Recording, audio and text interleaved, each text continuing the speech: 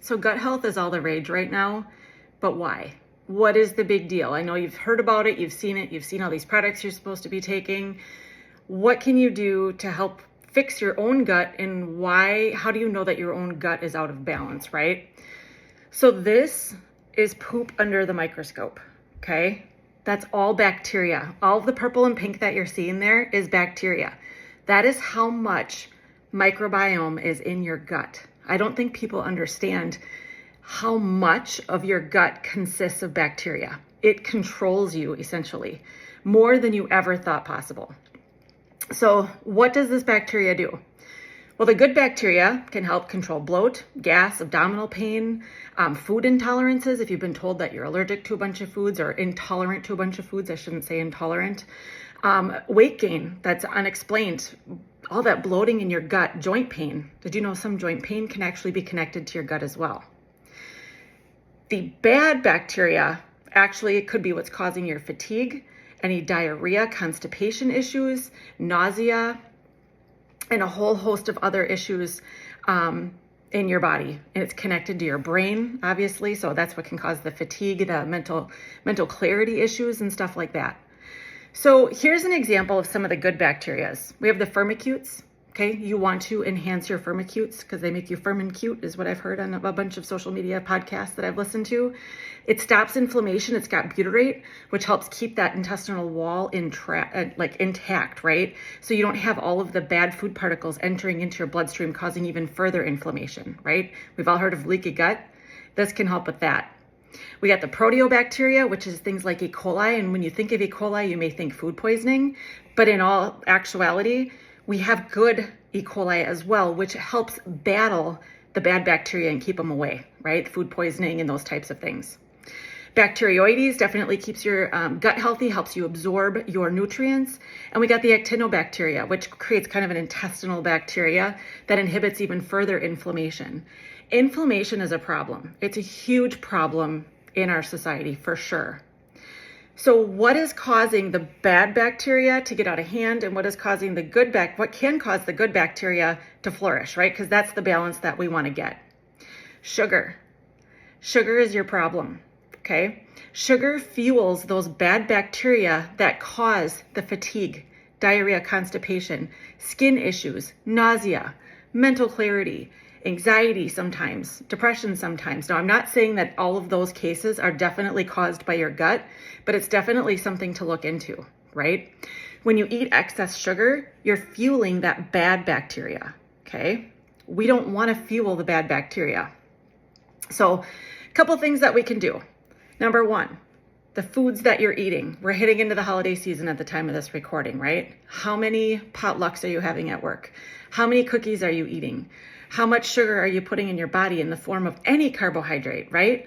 It's not just the sugar in the cookies, it's the potatoes, it's the pasta, it's all of those things, right? They break down into sugar ultimately in your body, okay? And when we add that sugar to that gut, we're actually fueling those bad bacteria. When those overgrow, when you stop eating, they're hungry for sugar. So they're gonna make you crave more sugar. So you're gonna be in this forever cycle of wanting sugar all the time, right? So some of the foods that can help, okay?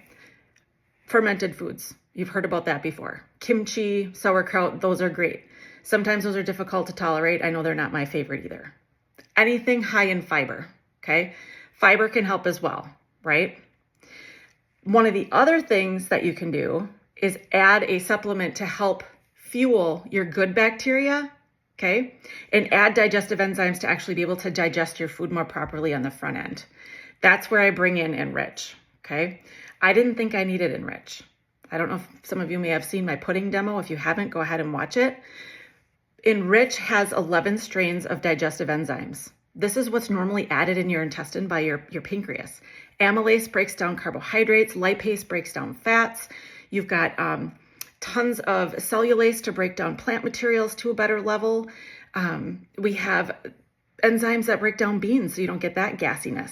It's got lactase to help control the lactose if you're having a little bit of dairy. So it makes things a lot more pleasant as it travels through your system. It causes that breakdown process. I call it turning your stomach into a mini Vitamix, right? So the other things that Enrich has, 4 strains of positive probiotics. The more you can add the probiotics to your gut microbiome, the better they're going to flourish, right? You want to keep a positive level of those. Enrich has 4 of those. It also has prebiotics. What the hell is a prebiotic, right? A prebiotic is the food that fuels the probiotics. You got to feed them the good stuff, right?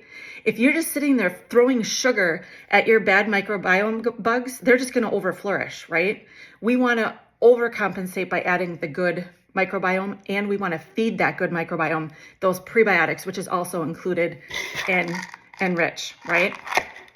Lastly, a lot of you have heard about Transform. A lot of people are using Transform as a weight loss drug.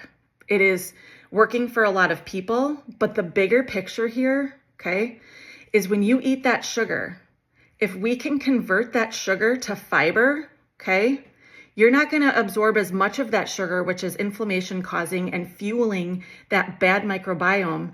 You are now converting it to fiber that is feeding your good microbiome.